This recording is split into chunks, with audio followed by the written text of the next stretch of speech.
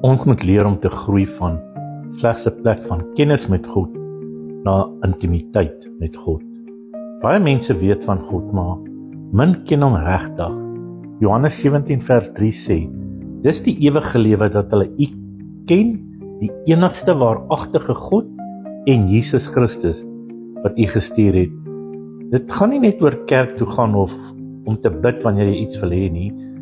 Dit gaan oor 'n verhouding en nie 'n ritueel nie. Dink aan 'n aanhanger van 'n sanger byvoorbeeld. Hy ken al die woorde van sy liedjies, woon die konserte by, maar het nog nooit die kunstenaar ontmoet nie en ken hom nie persoonlik nie. So leef baie mense teenoor God. Hulle praat oor hom, maar hulle ken hom nie persoonlik nie. God wil nie net aandag hê nie, hy wil jou hart hê.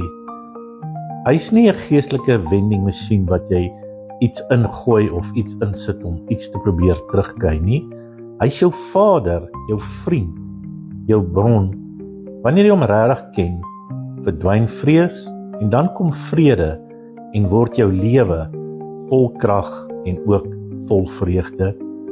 Dis dan nie meer 'n geval van Here gee vir my dit of dat of doen dit of dat vir my nie, maar eerder, Here, wees by my. Daar's 'n mooi sêding wat sê, religion is man searching for God. Christianity is God reaching out to man through Jesus Christ. Here, leer my om U te ken, nie net met my kop of verstand nie, maar met my hele hart. Maak my asseblief elke dag opnuut bewus van U teenwoordigheid in my. Dit bid ek in die magtige naam van Jesus. Amen.